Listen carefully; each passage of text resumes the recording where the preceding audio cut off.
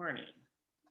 My name is Justin. I am the coordinator for professional development and accreditation for WAQRR. We're glad to have everyone here today. Our topic today is going to be on conflict resolution in the recovery residences, and we will be having Alan Moya. Did I pronounce that right? I've always said Moya. Mua is correct, but Alan's fine, so that's All right, great. we have Alan Mua. My apologies. Presenting for us, and Alan, for his background, he's one of the co-founders of the WAQRR, Washington Alliance for Quality Recovery Residences, as well as he is a board member, or he is our chair on our board, and he is also a provider in Skagit County who runs 5 different recovery residences, few for men, few for women, and he has been doing that for 10 years, I believe. Yeah. And so he is very passionate when it talks about conflict resolution, so we are all in for a treat to hear this. So I will turn it over to Alan. Great, thanks, Justin. And do we want to say anything about chat and questions and stuff? Would that be helpful to lay out up front? That is a good point. So if anyone has any questions throughout this presentation, if you want to type them into the chat box. A lot of times we get people who go back and forth between the chat box and the Q&A boxes. And we just don't want to miss anything that someone says. So just to keep everyone in the same area, if we would just stay in the chat box, that would be very beneficial, and it makes it easier for us to make sure that we get to your question in a timely manner. And we are really hoping to hear from you some. This is a topic that for most of us really brings up stuff. And some of it is professional in our residences, but some of it is just personal and stuff that we work through, and can be really, it's the stuff that keeps us up at night. And so for most of us, this is a topic that we spend some time thinking about. And so my hope is that as things come to mind, both in the way of questions, of course, but probably more likely, you have some experience that you want to share or something that you want to reflect on. Really want to welcome that. And Justin, as always, has carte blanche to interrupt when he feels like there's a moment where we can hear from you. So Justin will be doing that along the way if you have something to add. But this topic, as Justin said, is really near to me. I just before my 10 years in recovery residences, I worked in higher education, and and part of that role was I was in charge of student conduct process, as well as parking and athletics. And those are 3 areas in a university setting and a college setting that are just full of conflict all the time. And so I just really early on in that career, in my first career, got some training in mediation and helping people work through conflicts, and have been really thinking about that and practicing that and honing those skills for all these years. So I guess as I say that, it's probably something like 28 years now of my professional career, trying to figure out how to do that better. And it's just like recovery, you never arrive. We can always learn more. So this is something, a topic I'm learning about as I go. Again, really interested in anything, any wisdom that you have along the way. But I want to just talk for a minute about why we would even talk about conflict in the world of recovery residences. And before I have some thoughts on that, but I guess I'm interested, just to make this interactive right away. If you want to put in the chat any thoughts that you have about what is it that and Justin will read your name so we'll know who's out there a bit, but also what is it that, why is this topic interesting to you? Or why do you think we might be talking about it in the world of recovery and recovery residences? Would love to hear just your own thoughts on that before I jump in with mine. And I'm more than willing to sit and wait for a second to see what we got. So what are your thoughts? Why would we talk about this?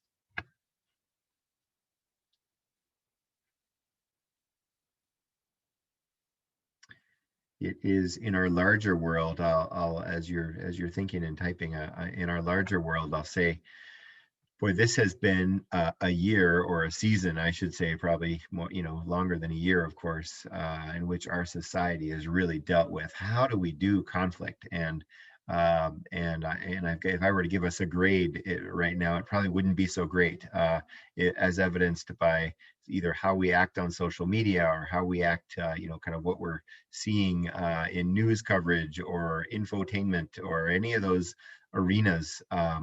That it just seems like we're kind of losing our ability as a culture and a society to do this well. And so our field, what we do for a living in recovery residences, is in the middle of that particular cultural venue. And so there's something that we have to gain by helping our folks and to think about this stuff ourselves. Any comments yet, Justin, in the chat? There are not yet. Okay. All right. Well, I'm gonna go ahead and throw out a few thoughts, and then as other people have them, would love to hear. Just interrupt Justin and throw them out there. But we say this a lot, and that is that the opposite of addiction is not sobriety. Sobriety is important, but the opposite of addiction is connection. And so connection, if we think about how connection kind of weaves into today's topic, it's just vitally important. Recovery residences are really a laboratory. They're a place where our residents and we learn about how to be connected to each other. And invariably, then, as we get to know each other, we're going to run into some conflict with each other. And so, if you think about that, and and you've done this long enough, and you've worked with people in recovery long enough, that people who are who haven't figured out how to navigate conflict well can be really triggered so much more easily without that pathway to return to use. And so there's a really practical reason. If sobriety is a goal of ours, is kind of a fundamental goal, then our folks have a much better chance at sobriety if they grow in application of this particular life skill.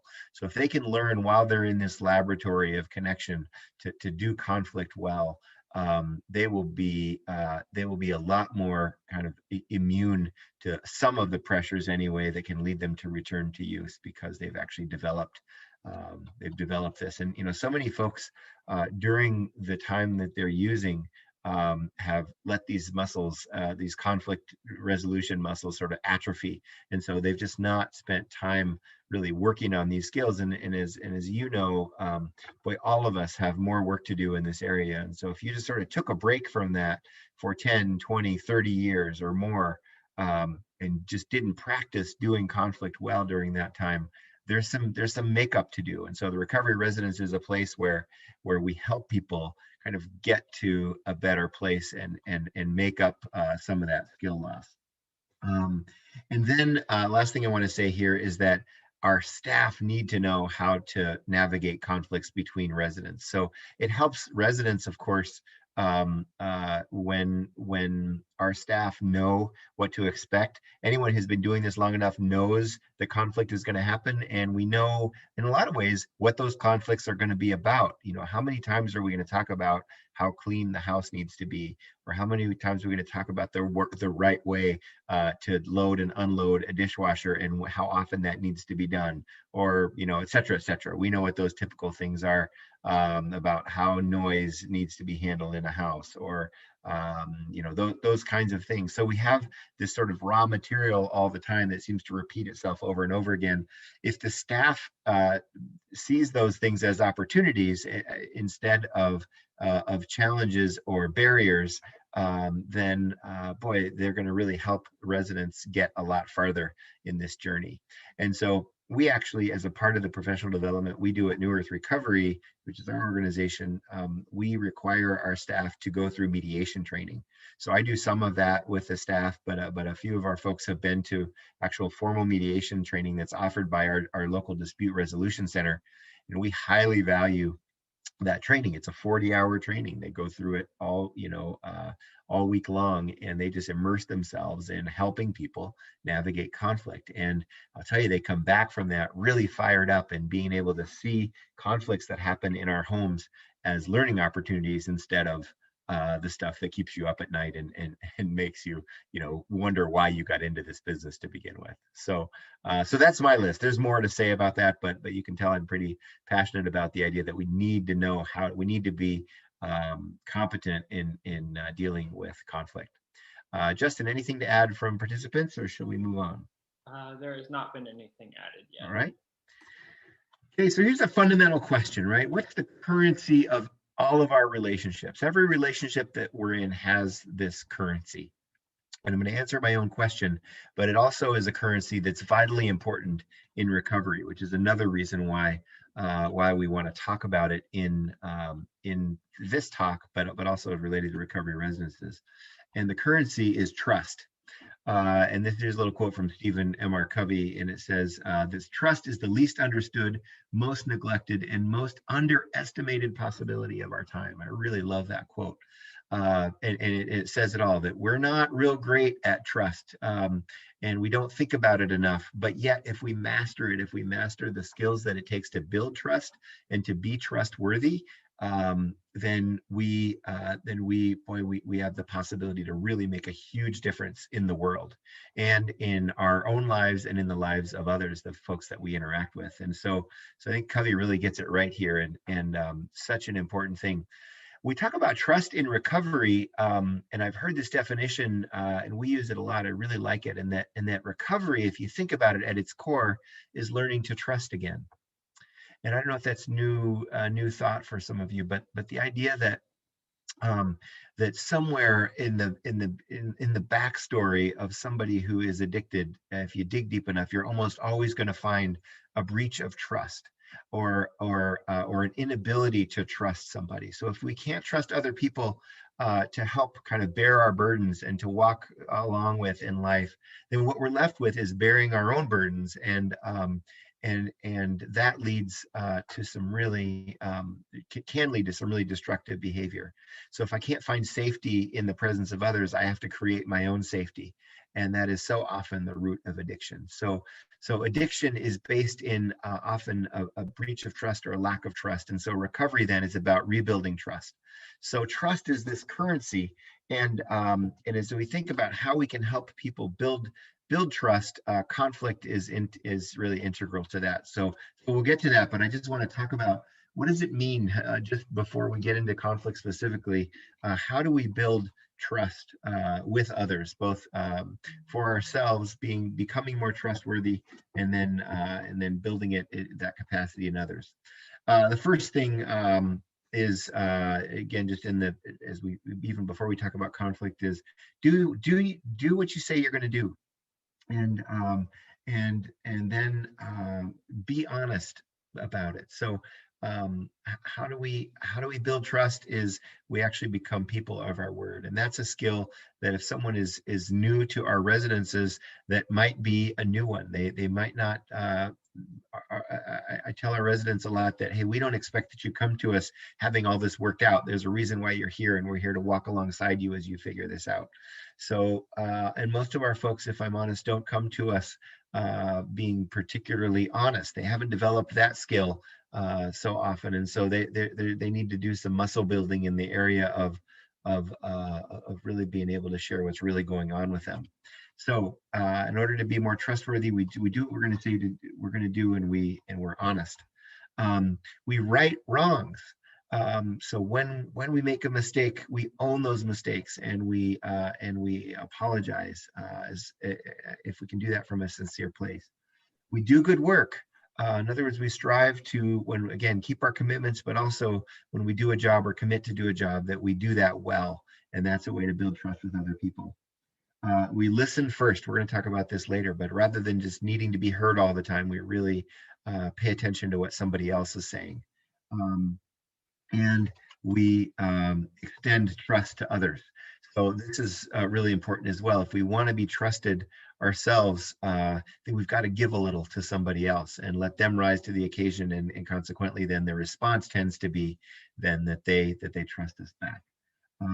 Keep confidences. This is fairly self-explanatory, but when something is confidential or needs to be treated with care, the easiest way that we can break down trust with somebody is by sharing that with somebody else. Be vulnerable.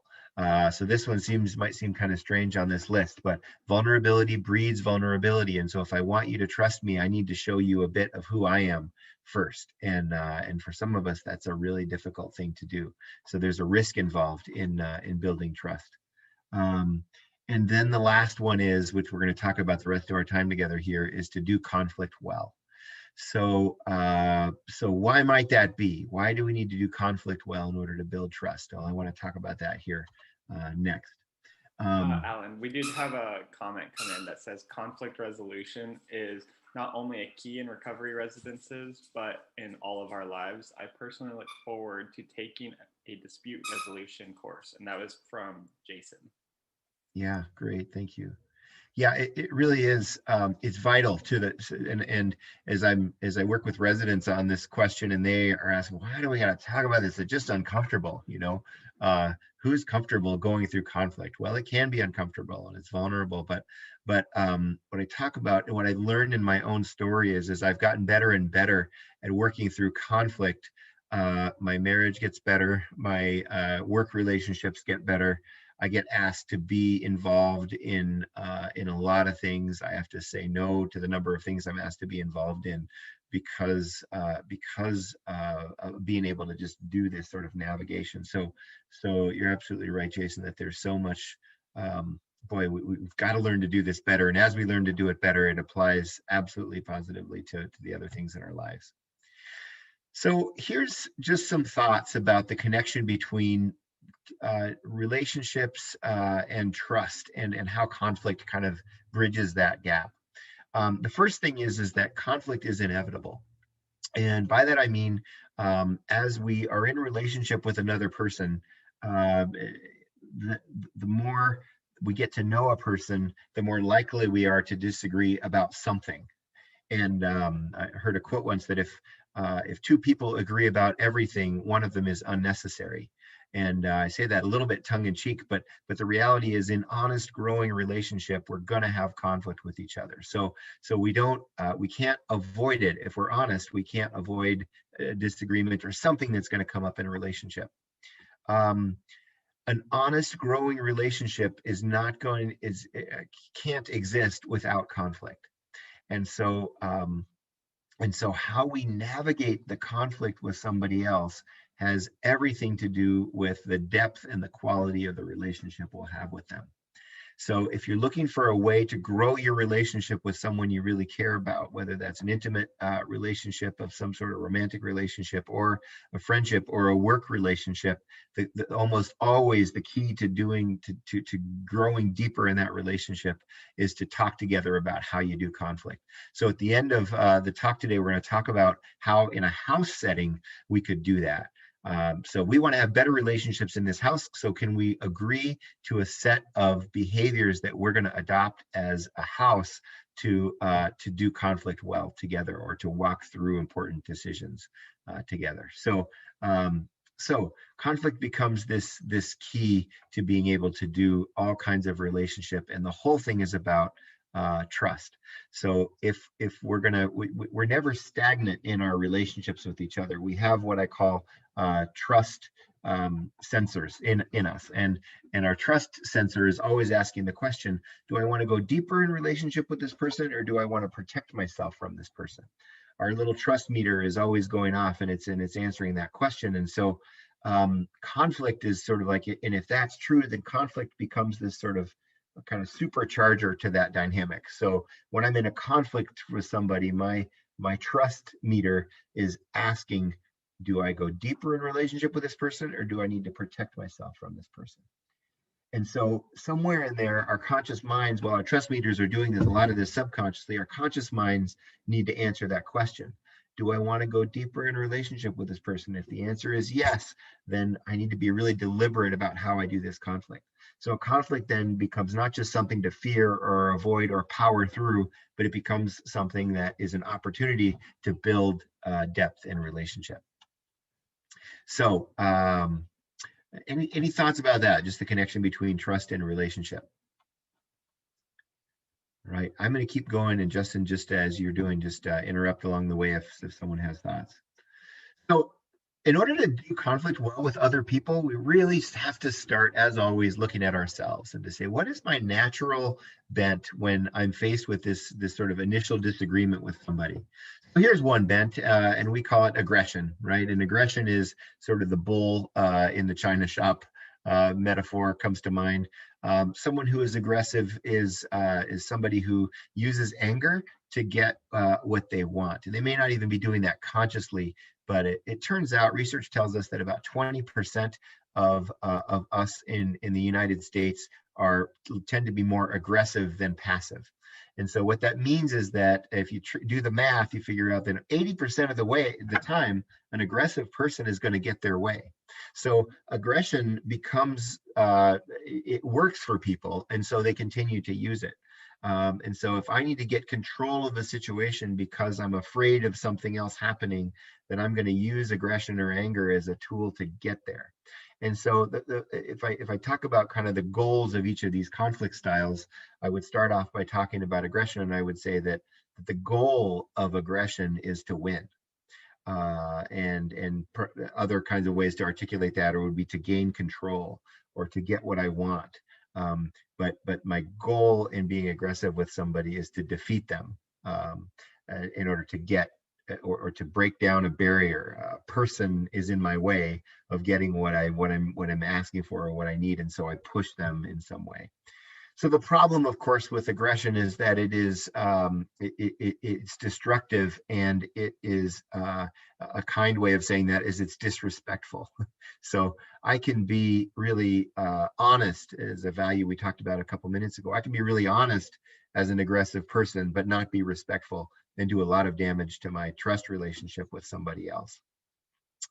So the opposite of aggression then is passivity, and there are, I'm assuming, aggressive mice out there, but they're so small. We think of them as passive creatures. They tend to run away, and so really two forms of passivity that we see a lot is is what I call avoidant passivity, where I just want to avoid the conflict at any cost.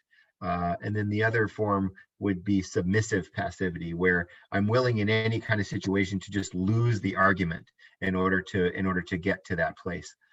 So if you think of the goal of the aggressive person as being to win or to get my way, the goal of the passive person is to return to comfort. And there are other goals as well, but so I'm generalizing here. But in other words, conflict is so uncomfortable to me. It is so hard to sit there and to have somebody upset at me or to be even upset myself that I'm willing to compromise and do whatever I need to do to get back to that place where I'm comfortable again. So passivity then is the problem with passivity is it's often dishonest. And you don't think about that connection maybe very, very often, but if a person doesn't bring their real selves to the table or their real opinion to the table, they're holding that back. And maybe they're doing that for all the right reasons, maybe for noble reasons even. They think that they're being noble, but at some level, especially when the conversation really matters, that really is dishonest to not bring one's full self to a conversation or to an issue. So I think it's important just to name that and to say, while a person isn't necessarily trying to be dishonest or to deceive, in order to be comfortable, they'll trade their integrity for comfort. And so, so the problem with that, of course, is that doesn't lead us to more trusting a relationship either.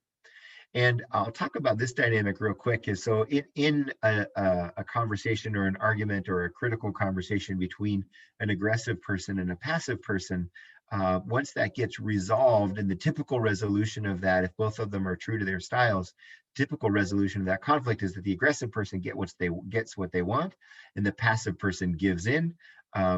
You ask both of them, well, how's your relationship now after that conflict? And the passive person is likely going to say, boy, not great. I got walked all over. I'm not going to trust that person anymore, or I'm going to back off of that relationship a bit.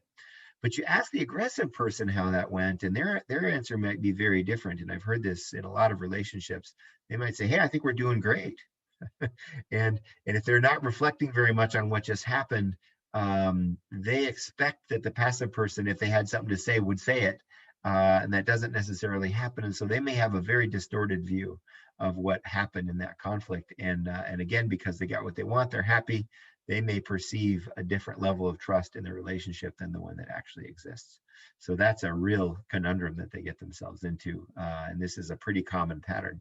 So in working with people in relationships like this, I've often asked the question of safety to the passive person. Do you feel, how do you feel in this relationship? And they say, well, I don't feel like I can say what I really think. And the aggressive person will say, well, of course you can. Why wouldn't you do that? So the challenge becomes for the aggressive person or the more aggressive person to realize that it's their job to create a safe place for that to happen. And that is a lot of work for that person. That is a real part of the fight for them, is to really back off and be able to say, well, I really do want to hear what you have to say, so I'm going to set my default style aside in order to do that. And that is going to cost me some emotional pain, even to some real restraint, at least, to be able to do that. The next one's a little bit more complex, and so I want to talk about it with some nuance, and it's what we call passive aggression. And passive aggression, you might be tempted to think, well, that's maybe a good combination of these two. Passive aggression, in the way that I'm using it, is really the worst of both of these styles. And let me give you an example first, and then I'll tell you what I mean by that. So the example of a passive aggression response might be what we call the walk-off. So we're in the middle of a difficult conversation or a critical conversation that really matters, and the passive aggressive person will just turn around and walk away, or will say, I'm done with this conversation, or I'm not doing this anymore, or any version of that. They may even have a noble reason to do it. They may say, hey, if I stay here, I'm going to hit you, so I'm out of here. So they can sort of come off looking like the heroic person who practiced restraint.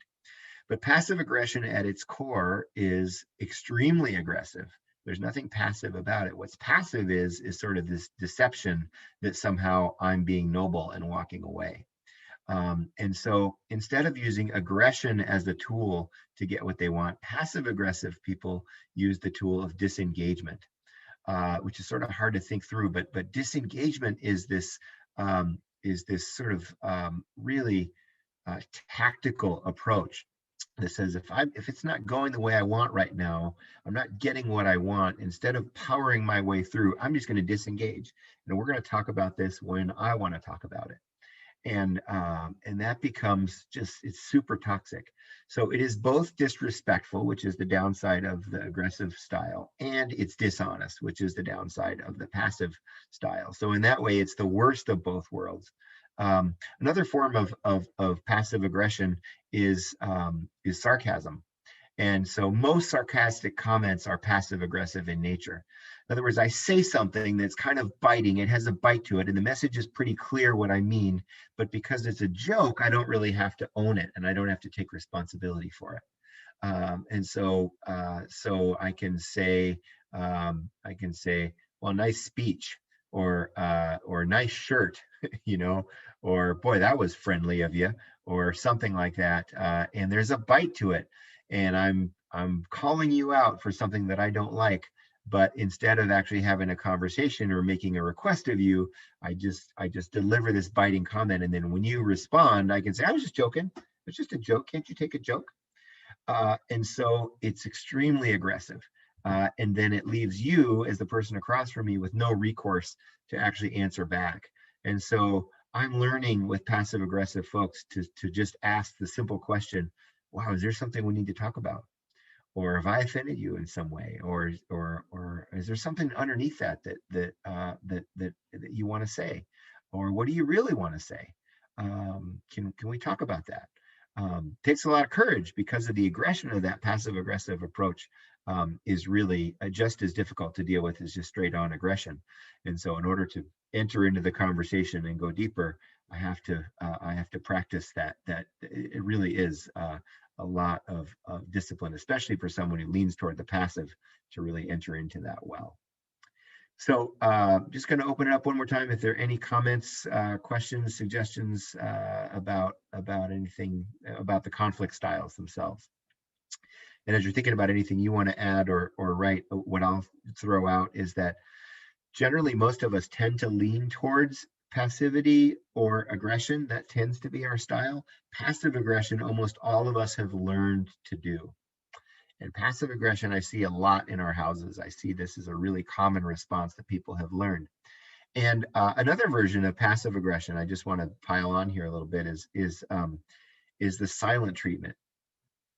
So it makes sense that I'm just not going to talk to you, and you can't blame me for being aggressive because I'm not talking to you. I'm being passive. But that silence is extremely aggressive. And we don't just do it as kind of an on or off switch. Most of us can turn down the volume on our connection with somebody to where they know there's something wrong, but they can't quite blame us for it. And so I think we do this a lot in our relationships, and maybe in our more intimate relationships with people who can read us pretty well. We just turn down the connection a little bit. And that's just enough to let someone know that we're miffed without having to own what might be a difficult conversation with us.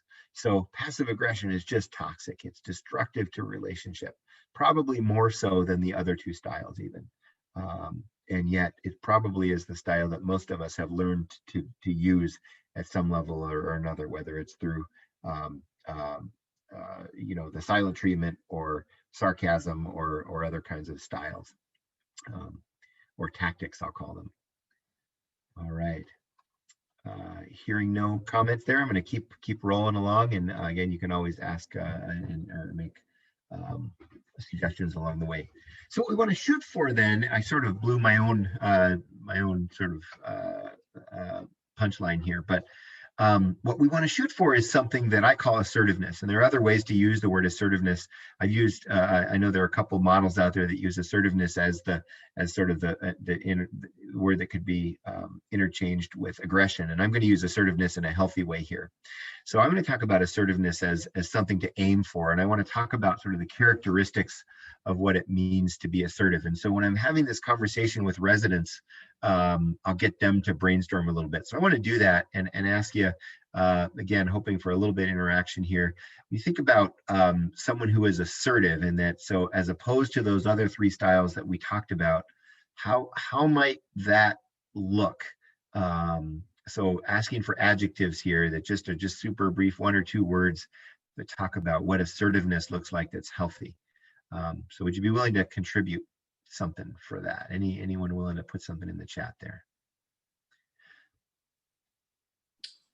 Alexis says respectful. Yeah, absolutely. So it's respectful. So it's the opposite of what we would say about an aggressive style. Is it's respectful. Other words you would use to describe assertive.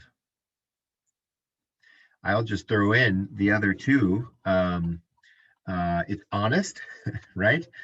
So as opposed to being dishonest, which passivity can be, and it's respectful. And then third, I'd say it's engaged instead of being disengaged.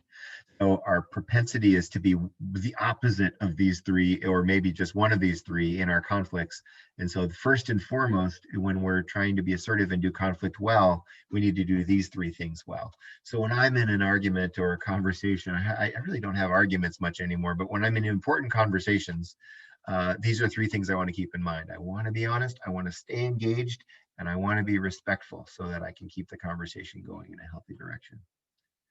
The other, I'll add a couple more, solution focused. So instead of being focused on the other person as the obstacle to what I want, I really want to try to craft a solution with somebody. So how can we solve this problem? Sounds a little pie in the sky, a little touchy-feely, but if we're focused on the problem rather than the person, it really does change the dynamic. How can we solve this? How can we get to the bottom of this? Other suggestions that you all have, I wanted to open it up again. You can kind of tell by the space on the screen that I have a few more to add, but I'm just wondering. If you think about someone who's done conflict well in your stories, in your work or at home, what are they like? What would you want to emulate? I'll throw out a few more. Kind. I think no matter how strongly I feel about something, I can be kind to the other person, and kindness goes a long way. The folks who do at the University of Washington They do study on relationships, and especially romantic relationships and marriages. They talk about kindness is the factor, kind of the best predictor of whether a relationship is going to last or not. That's really something that's humbling, right? So would you describe your most intimate relationships as kind? And if the answer is yes, you've got a good chance of making it and making it work. So kindness, there's no reason why we can't, regardless of how strongly we feel, be kind to each other. Vulnerable. So can I, as I said a few minutes ago, there's nothing that invites vulnerability like vulnerability. And I'm not talking about not having boundaries. We need to have boundaries in healthy relationships, but I want to bring my real self to the table.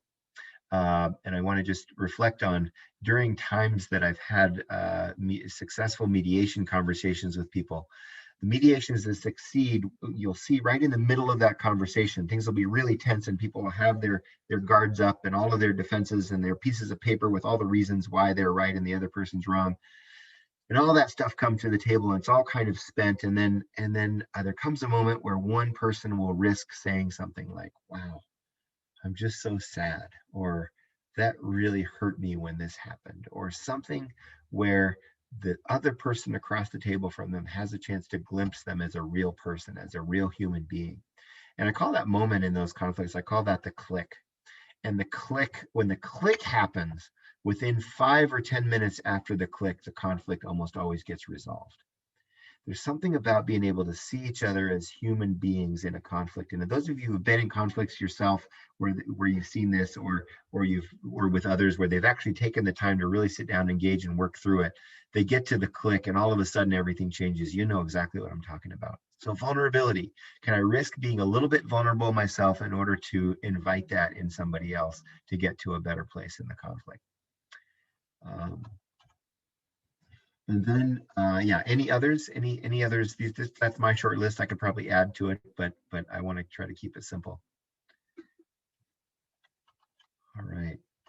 So I'm going to keep rolling along. So I'm going to break this down a little bit. And this isn't something that I would typically share with residents. This is more just something that I keep in the back of my mind when I'm trying to get a sense of where are we at in this conflict with these two folks. So there are two residents. They're obviously there's some tension. I want to be able to kind of get a sense of where they are, and I'll share along the way why I want to do that. So the first most conflict starts with a simple difference. We disagree about something. We see the world in a different way, but usually it's something simple, and we usually run into it on just like, hey, there are two different ways to do things or two different ways to see things. If that doesn't get resolved, if we don't talk through that and get to a better place and just learn to live with that disagreement, then typically what happens is a misunderstanding. Somebody says something and it gets perceived differently maybe than the way it was intended, or at least it gets perceived with more strength than the way it was intended. But something happens that's a miscommunication of some kind. So in most conflicts, there's a place where we just kind of miss each other. And it's because we've after this simple difference happens, and this is the place at which our emotions start to get involved, where and that turns into disappointment. So not only do we disagree about something, one of us has acted in a way that has disappointed the other, and so we're emotionally engaged now, and it's starting to move past. We're past the one-time disagreement. We're actually in a stage where we're just disappointed with each other, and our expectations of each other are lowered now, and we're starting to turn to something that feels the next level is discord. And in discord, there's just a palpable tension between two people, and it goes beyond any one disagreement. There's just tension, and you can feel it in the room. And if it's not resolved, it affects other people. And in a house, it can affect everybody when the two people are in the same room with each other.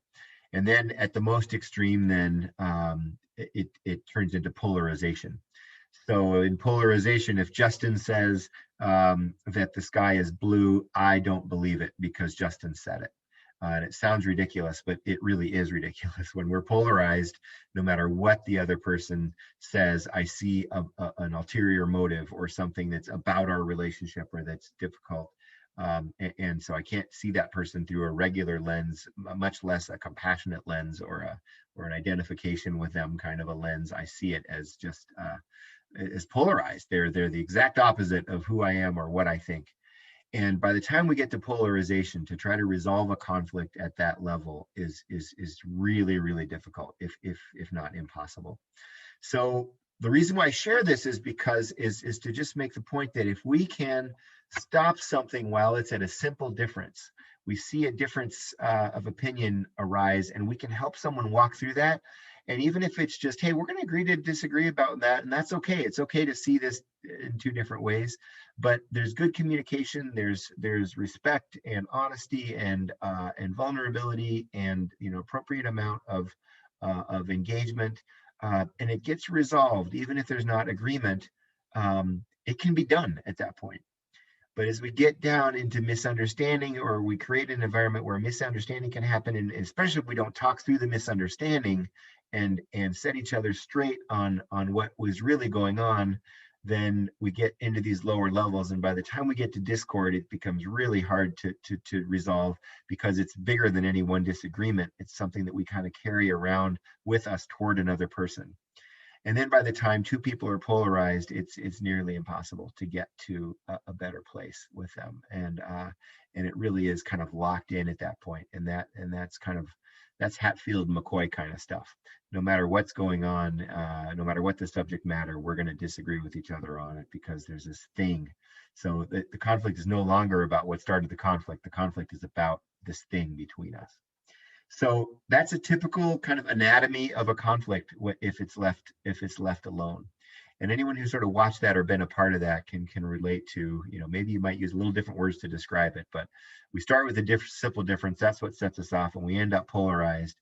That is just a hard road, and it's hard when you've got residents in your facility who are at that place in their relationship. It absolutely will destroy our ability to build trust as a community together. And so if we can avoid that by helping them through the conflict early on, that is a really good goal. All right, so I want to just maybe put a little different lens on it that kind of summarizes what we've talked about.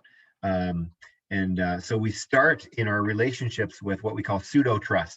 And remember, I said early on that all relationships have conflict. And if it's a growing relationship, it's going to have conflict. In fact, another way to say that is you can't have a growing relationship without there being some sort of conflict. So pseudotrust is the beginning of the relationship where we give each other the benefit of the doubt, because who wants to be in conflict right away? So we say, you just met a person and you think about the things you have in common. Actually, most romantic relationships wouldn't happen if they didn't start with pseudotrust, where we notice each other and we're attracted to each other.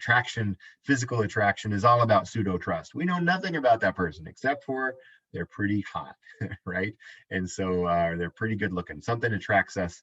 And that's not real. It's not love. It's not trusting relationship. It's just straight up surface. And that's fine. That's the fun part of relationship. And there's nothing wrong with pseudotrust, but you can't live there for very long. Invariably, what happens is we run into some sort of conflict or disagreement, simple difference. Something happens that we peel off a layer of intimacy, and we have this thing. And then, of course, the whole point of this conversation today is around what you do when you have that thing. Well, you have a choice. We're confronted with, we let our own conflict style that comes naturally to us come in and win the day, or do we do something different? So if we avoid or lose, we're kind of in that kind of avoidant or a compliant kind of passivity, then what happens is the relationship just freezes. So we go back to pseudotrust, pretend everything that's okay, or we end the relationship altogether because we just can't handle the discomfort. So we either pretend everything is all right, or we just back off of that person or that relationship altogether. And by the way, it needs to be said that some relationships or some disagreements or simple differences, even, they're just not worth fighting about. So the point here isn't that we've got to fight all the time or bring our real selves to the table. Some things just don't matter as much. So it's okay to say, well, boy, we're talking about whether we should have pizza or sub sandwiches, and I don't care a whole lot about that. It's not inauthentic to say, yeah, pizza's fine. even if we might have preferred Subway sandwiches, right? I mean, that's the way life works. We make compromises, we give in to each other, we submit because some things don't matter, and that's okay. So we're not saying that we've got to fight all the time. That's not what this is about. But if we avoid in an area that really matters, in a conflict about a topic that we care about and that really matters, that is either going to sort of lead to the backing off of a relationship or sort of back to faking it. The other option, the opposite of that, of course, is to fight to win or to bully another person. So our goal is to win. We're going to power through it any way we can. We're going to disrespect along the way.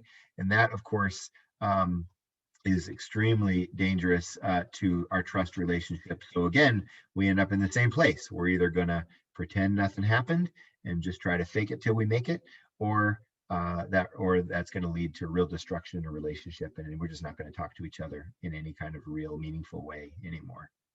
So obviously I'm building toward something, and that is sort of back to our assertiveness kind of approach to conflict, and it's what I call fighting for trust. And maybe I could use a softer word there, but there are two kind of battles going on all the time. There's the conflict that's in front of us, the issue that we're working through together.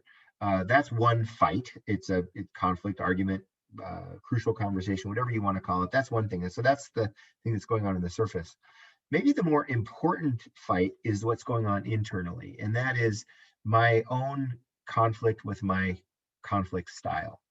So if I'm a passive person, I need to fight my desire to get back to comfort as quick as possible in order to be more authentic to that individual in front of me. And if I'm aggressive, I need to do the opposite. I need to say, how can I be respectful to this person, even though all of my emotions are telling me that I need to gain control of the situation and win the day. And if I can get to the place where I can set that aside or be able to keep those things at bay, whatever my style is, or instead of saying the sarcastic comment that I want to say, instead of having the real conversation, if I can put those inclinations aside and do something different, that is a fight. And that fight then leads, of course, to what we call true trust. Real trusting relationship happens. How many of you, just a rhetorical question, but how many of you have gone through a conflict with somebody and gotten to the other end and ended up in a deeper, better relationship as a result? Most of us have experienced that, or we probably wouldn't be in any relationship at all, right? So even if it's about something as silly as where we go to dinner, but if it's about something that really matters, the potential to do real harm or to grow real deep can really make a difference for us. So what we're headed for, of course, in most of our relationships is real trust.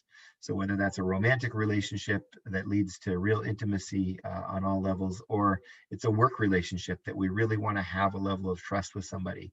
Level of trust in a work relationship is when you leave the room, I'm going to bring your perspective to the table on your behalf, even if I disagree with it, right? There are other ways to describe that, but I like to think that I can be trusted, and I can be trusted to do that. I can be trusted to keep a confidence, whatever. So what we're aiming for in our relationships is real trust, something that can be life-changing. So back to our context of a recovery residence, we have these laboratories set up where we're practicing how to live together. At New Earth Recovery, when there's a room and two people, we require that, and maybe there are two rooms and two people, we require that they have a roommate and that they live with the roommate before we'll fill the empty room. And that is for this reason, that we really want people to learn how to do this well. We think there's probably no more important skill that they're going to pick up in their time with us than that of connecting with another resident in relationship and learning how to walk through this stuff. We know they're going to run into conflicts with each other, and so we want them to do that. We want them to do that in a safe way, and we want to be around to kind of help them navigate those things, because that skill is going to transfer to later life. So again, remember, if recovery is learning to trust again, then we have to help people learn to trust. And the quickest way, the most effective way that I know of to help people deepen their ability to trust is to help them learn to do conflict with each other. Well, so here's a little quote break for you. And this is kind of speaks to our limbic brain, but faced with the choice between changing one's mind and proving that there's no need, that there's no need to do so, almost everyone gets busy on the proof. It's a great quote. I love, we're wired to keep believing the thing that we've always believed. We're wired for homeostasis. In other words, it's worked for me before, I'm just going to keep doing this. And so instead of, when I'm faced with a new idea or a new concept or somebody who rubs me the wrong way, my first instinct is to push them away and defend myself. But the root of trust building is to try to practice something different and to try to say, in the case of the person, what does that person have to teach me? Maybe the more they irritate me, the more they bother me. And people who've been in recovery a long time will tell us that that generally speaking, if something really annoys me about somebody, it's something that I can relate to myself. It's some characteristic in myself that I just can't stand or that I don't like. And so that is a real challenge for most of us to be able to do something different than what comes naturally. So I want to throw out some what I used to call fair fighting rules. There are other ways to describe this, but when we're in a conflict or in what I'll call a crucial conversation, maybe it's not even a conflict yet, but it's something that really matters. Aside from being honest, engaged, and respectful, those are the kind of big categories. What are some kind of things that I want to keep in mind as kind of rules, ground rules for myself in those conversations to try to do better, right? And so my suggestion up here, like I said earlier on, is this could also be the makings of a list that residents come up with to describe how they want to do conflict in their house. So after we've gone through some of the basics of the presentation, the conversation that you've just seen, how do we help people take something from it that's going to be useful? This is the real practical part. So what I like to do is an exercise where I say, okay, can we agree that we're going to disagree about something while we're together here? And in those disagreements or in those crucial conversations, those important conversations that really matter, how are we going to treat each other? So what are some rules that you would want to have, or some I like the word covenants. It comes from sort of biblical language, but I like the idea. The covenant sounds better than a rule. It sounds like it's something I've chosen for myself. I've engaged in a covenant.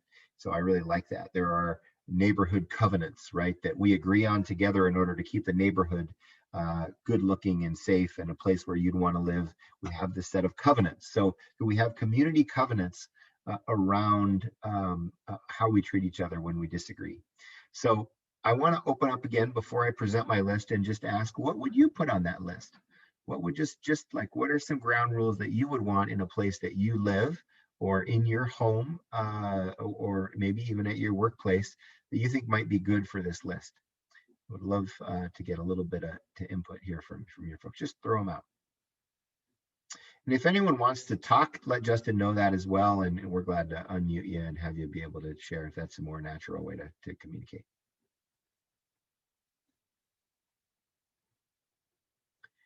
And I'm going to prime the pump here in just a minute, but I'd love to hear from folks.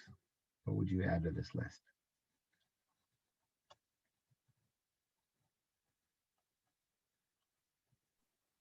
Jason says open, honest, respectful, and present. Okay. Yeah, really good. So that's, yeah, you bet. So I'm going to get even more specific than that. So I'm going to say that we're going to agree not to do name calling, not to yell. And by the way, yelling is a little bit subjective. Some people say, you're yelling at me. And the other person says, well, I'm not yelling. You'll know when I'm yelling. So that's a little bit subjective, but can we agree to not display our anger in a way that would try to intimidate somebody else? And no interrupting. So one person speaks at a time, which I think I've got here already. So one person speaks at a time. So when we're in a conversation that really matters, we're not going to talk all over each other because we're going to give the person, especially the person who's not as aggressive, the ability to actually, we're going to leave space for them to be able to say their piece. right? Here's another one. Being right isn't the most important thing. And this wouldn't necessarily go on the house list. This is something that I keep in my mind as I'm in a conversation that, wow, instead of my goal being to win, or maybe the opposite, my goal to be comfortable no matter what, I want my goal to be, or at least a secondary goal to be, that we build a more trusting relationship when this conflict is over. So if I keep that in mind, then things like being right, even though I'm going to fight for my perspective, I'm going to let you know what I think, but I'm going to do it in a way that we've talked about that's respectful and honest and all of that.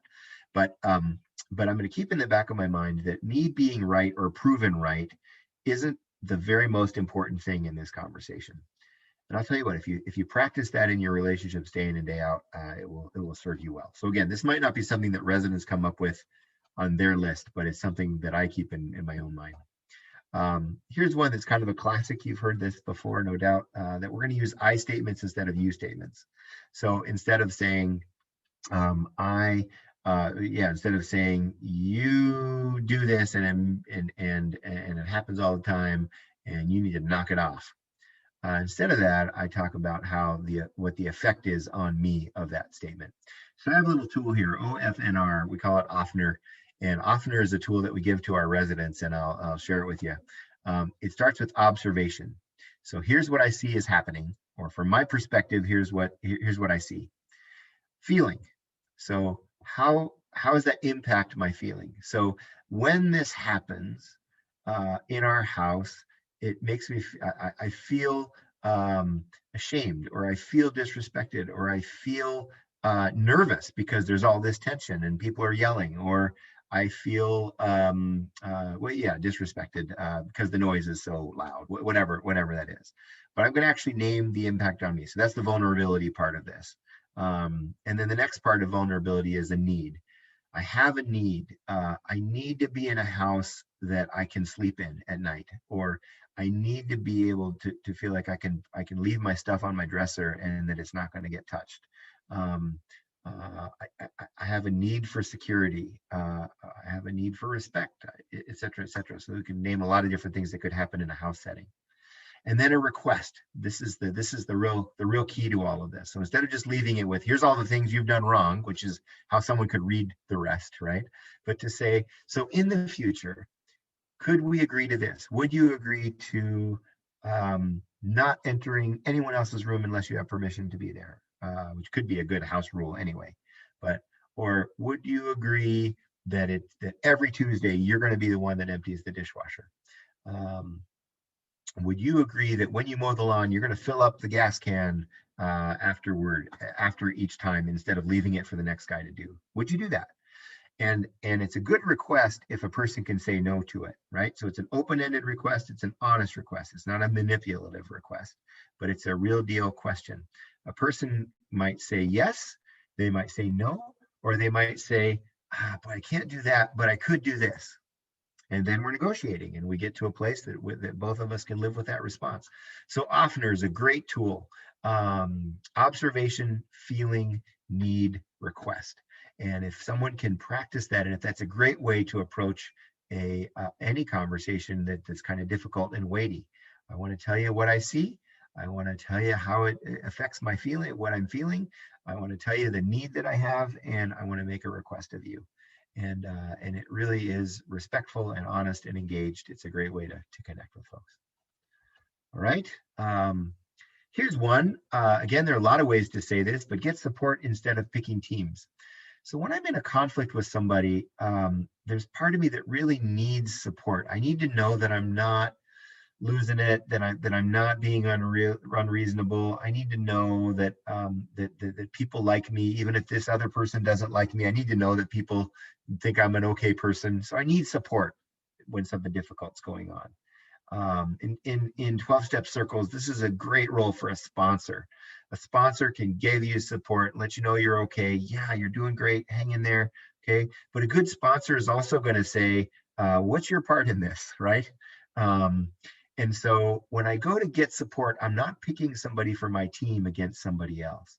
So I often in a house setting, I want someone to get support generally speaking, outside of the house. Go to a sponsor who doesn't live with you. Go to somebody who loves you, cares about you, loves you enough to tell you the truth and to ask you hard questions, right? Um, so how can I get support without picking somebody for my team against somebody else? Because what will happen in a house setting, especially, is if people are just picking teams all the time, then we have these built-in tensions. So even if person A and person B resolve their issue with each other, person C and person B haven't, because they've been this sort of dissension that's been planted. So in an attempt to get support, I pick a team, and that does a lot more destructive to my environment and my future relationships with all of these people. But if I go get support in the right place, then I can really get my own stuff resolved. That person's going to send me back to the conversation with maybe some better tools that I can learn from, grow from, and get to a better place in that relationship.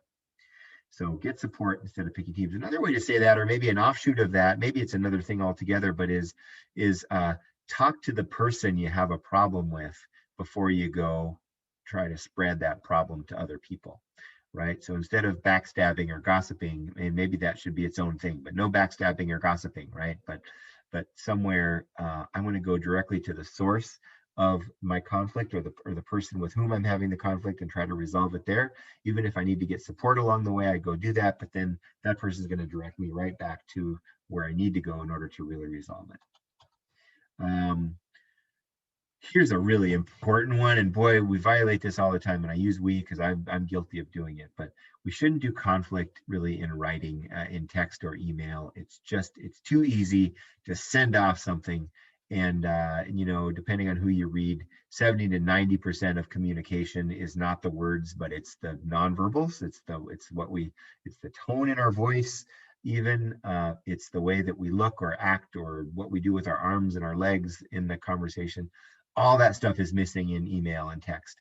And so um, we have the opportunity to connect on a deeper level that really is going to solve the conflict is much diminished if I'm just firing across the bow via an email or text.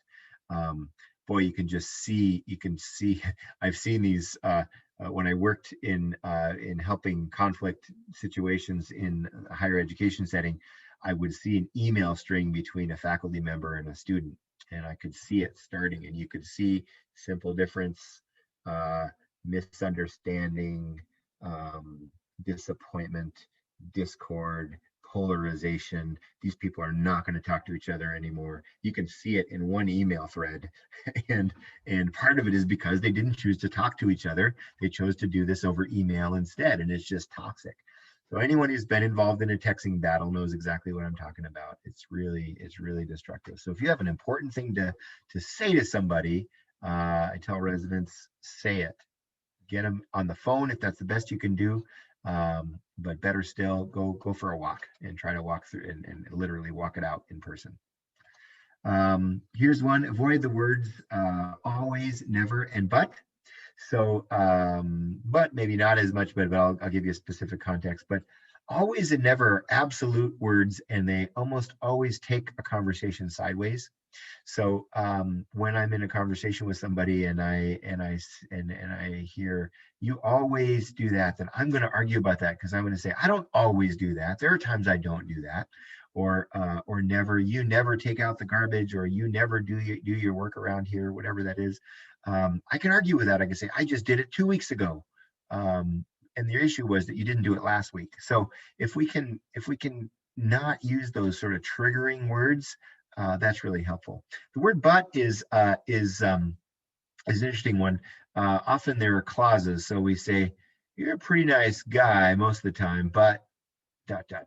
It almost always is connected to a "you" statement of some sort. So there are probably better examples of that, but just be careful. It's good to just say sentences and end them, and then say another sentence. So I want to let you know I really appreciate our relationship, and it means a lot to me. What's happened lately, however, has really changed things, and it seems like things have gone a different direction. And so I really want to, I would love to work on that with you. whatever. So just the way that we put words together really matters. So just some nuance there.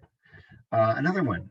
This one again might not show up on the list of rules in a house that or covenants that the group agrees to, but I think it's something that I keep in my mind is I want to, if I don't want to assume a motive about somebody else. So to put yourself on the receiving end of that, if someone says to you, "I know you're angry at me," or worse, maybe still, "I know you did this because you think dot dot dot dot dot." It's really toxic, and it creates it shuts me down. It shuts down the person across from us in a way that doesn't let them articulate where they're coming from. So remember, if what we're shooting for is to kind of build honesty and respect and vulnerability, then we don't want to just tell people what they think. We want to, that could be an excellent question to say, "Boy, I've noticed you've distanced yourself a bit," or "I've noticed you pulling back a bit," or "Boy, are you avoiding me?" Or "Have I done something that's made you angry?" Or a lot of great questions can be asked that'll lead to deeper, better conversation. That'll be kind of invitational instead of an assigning motive kind of a thing that is that's not. It's kind of the opposite of that. It sort of shuts things down. All right, I'm going to leave a space here for any that you want to add to that. So I primed the pump with some really specific kinds of behaviors. This list could be much longer, but these are ones that I've found to be really helpful to keep in mind myself in conflict situations. What would you add to that list?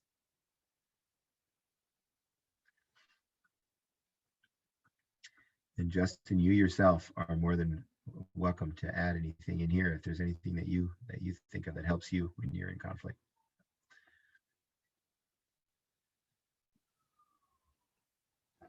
All right, I want to say a couple things on these topics, and these, the apology and forgiveness, are topics deserving of their own hour-long conversations. So I'm going to be really brief here. But I don't think that we apologize enough, and we apologize too much. so sometimes we apologize so often that it loses its meaning, especially if we don't back up the apology with a change of behavior. So over apologizing can be really toxic, and it just loses its meaning if it's used too lightly. But sometimes we don't apologize enough because we don't feel like we intended to do anything wrong or harmful. We didn't intend to hurt somebody's feelings. We didn't intend for this bad thing to happen. And so we hold back from apologizing. And it could be that we feel like somehow it compromises our status, or maybe it might help us feel like we're going to lose the conflict. A lot of reasons why that could happen. So I just want to propose that we should apologize well, and generally speaking, for most of us, we need to apologize more. So an apology for something that I don't feel like I did wrong, or I don't feel like I meant to do badly, could look something like, "Boy, that is not what I intended, and I'm sorry." Or, "I didn't intend for things to go that way. Or I want to tell you where I'm coming from here, but something went wrong, and I want to let you know I'm really sorry for how that turned out, or how my words came across. I'm really sorry for that, or I'm sorry for the impact of what I said." So without watering it down too much, being able to really be specific and to talk about, and again, it sort of leads us to better vulnerability when we talk about our intentions, and we're able to talk to folks about that. So nothing wrong with apology. Apology can be really helpful. It can be a great door opener to an important conversation that needs to happen. Oh, forgiveness. I could talk so much about forgiveness. Boy, it seems like more than half of the 12 steps have something to do with forgiveness, and forgiving and letting go of resentments. We let go of our resentments. If we can't do it for the other person's sake, we do it for our own, at very least. So I'm holding something. When I'm joking with residents about this, I talk about we sort of choose to carry around this backpack full of crap, and we're carrying it around, and if we were to just take it off and let it go, life would not stink nearly as bad, and I wouldn't feel so burdened all the time. And the myth in unforgiveness is that by holding on to something, I'm giving somebody else power over me, or I'm not letting them have power over me. And that's the myth part. The truth is that I'm giving them more power over me over time. So by letting something go, by cutting it free, by letting a person go, I'm actually letting go of something that's weighing me down. And what I find, there's kind of a mystery here. What I find is when and by the way, I'll say this too, that forgiveness doesn't require an apology. So we shouldn't be waiting around for apologies that are never going to come. If we have something to gain by forgiveness, we should forgive. And forgiveness is very often done without the other person present. So forgiveness is something I do internally in here. And often, back to the mystery, the mystery will happen is that after I forgive somebody, often the apology will come. And I don't know what that's about. Maybe it's my behavior toward them shifts, or my attitude, or something I'm not carrying around anymore frees something up so that that person can actually come back and say, wow, I'm really sorry. So I'd say probably more often than not, my forgiveness of somebody happens before their apology, and that works just fine. And it's a great trick. So in other words, we're not bound by somebody else's sort of lack of apology. We're not bound in our unforgiveness. So we can free ourselves and we can free them in that situation. So I just think whenever we're talking about conflict, there's always kind of cleanup to do afterward, even if we resolve the issue, to go back and be able to say, wow, during that conflict, some things happened that I'm not particularly proud of, and I want to apologize for that. And then I get the opportunity, if you apologize, I get the opportunity to forgive you actually verbally, and that's a wonderful thing. I generally don't recommend forgiving somebody for something verbally that they haven't apologized for, because that's sort of like reading their mail to them in a way that's not helpful. So much more could be said about either of those things, and I'm more than open to anything that anyone wants to throw in the way of advice, things that you've learned about apology or forgiveness that would help our conversation. I would love to hear that. All right, if that comes later, that's great too. So so commitments are just all I want to say there is that when I'm doing this presentation with residents or even with staff, this is where we probably would talk about how we want to act and what are some ground rules. So that ground rules slide I might use as like something to prime the pump, to just talk about things that I've observed in my past conflicts, but then I'll give them the opportunity here to actually come up with their own list. And that list, that activity is obvious. It can be a really great bonding one. Sometimes that'll poke some buttons and people will start to kind of, again, read other people's mail and say, hey, can we agree not to do such and such? And it's something that someone just did yesterday. So it can be a little bit pointed, but it's a great opportunity to practice what we just talked about in terms of walking through a conflict and doing it well. So so I want to just open it up now to your wisdom, to questions or comments or questions that you might have, both about the subject matter, conflict specifically, trust building, but also just even how that kind of applies or how that can be used in the residential setting. Really open to anything that you want to talk about. And if it's something that's too long to type and you want to just be unmuted, just let Justin know that, and we'll unmute you. I'm mindful too that a lot of the listeners and folks who will be watching this will do that after the fact. We record all of these, and so unfortunately those folks won't have the opportunity to interact. But for those of you who are here live, would love to hear anything that you'd want to add or ask. All right, so not hearing anything, I will turn it back over to Justin, who, yeah, I think Justin, you probably have some closing comments, but really appreciate the opportunity to share this stuff, and can just say one more time, it's extremely helpful. Again, it's one of those gifts we can give to our residents, helping them navigate conflict that can make the most difference in their lives moving forward. So I'll leave you with that and turn it back over to Justin. All right. First, I want to thank everyone for their time being here with us. We really appreciate it. We love this opportunity to try to bring these professional development topics into people's lives. We think they're extraordinarily beneficial, and we appreciate that you guys value it enough that you're willing to give up an hour to an hour and a half of your day so that we can do this. Moving forward, we will have a few more topics that are already scheduled. Next month, August 26th, we're going to do a trauma-informed care in recovery residences. In September, we're going to try to have effective supervision of house managers, and in October, and that's September 16th. All of these are going to be either the second or the third Thursdays of the month. And then October 21st, we're going to be having leveraging community partnerships for resident success, as well as we're going to have a longer event scheduled for September 23rd, and that's going to be our WAQRR overview, in which we discuss pretty much an overview of everything that WAQRR does through the accreditation process, through talking about conflict resolution, talking about so many different topics that are relevant in the recovery residence. Alan, you look like you were about ready to add on to that. No, I just, it's sort of like our recovery residence 101 is how I would describe that. Like just the basics of what's involved. I was thinking about the standards too. We do a little bit of talk about the kind of what NAR, the National Alliance for Recovery Residences, have to say about recovery residences and how they should operate. So, yeah, exactly. And it is a longer event.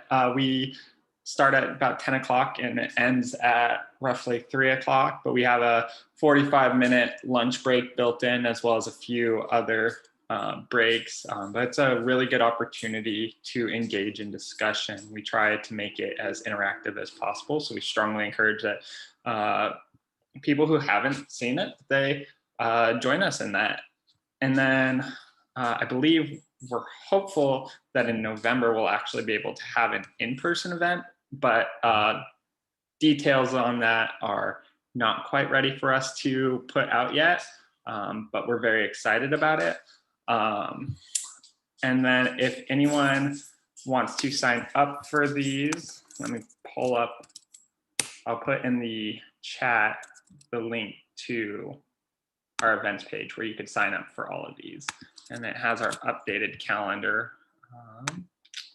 So I'll put this in the chat and we'll keep it there for a few minutes. It's just waqrr.org/events. If you go to that website in general, that's where we're always going to have our calendar updated with the most recent or upcoming events. So there's that. If you have any questions, you are welcome to email me, and my email is justin@waqrr.org. I pretty routinely am checking that so I could get back to people nice and quickly. And then I'm seeing one last notification in the Q&A section that says, from Alexis, says, "This was amazing. I am hopeful you'll be sharing the recording. I missed some due to being on shift during this training. Very helpful." Yes, we will always post these on our YouTube channel, and I also try and post them onto the website. And generally it takes it's generally up by the following Monday is generally a safe bet. And then I would just like to thank everyone again for coming. And Alan, would you like to, is it okay if we, in the follow-up email, if we send the PowerPoint as a resource? yes, yep, I'm glad to send the PowerPoint along. You bet. All right. So you can have that and tailor it to what you think is going to be most helpful. And there's a lot of stuff that are in my notes that aren't on the presentation, but make it your own and use it any way you like. Awesome. All right. And then one last comment from Karen. She says, "Alan, great info shared today. I appreciate your wisdom." All right. Thanks. Thanks, everybody. All right. That's all I have. Anything else that you have, Alan? Nope. That's it. Appreciate all of you. Take care. Thank you. You all have a nice day.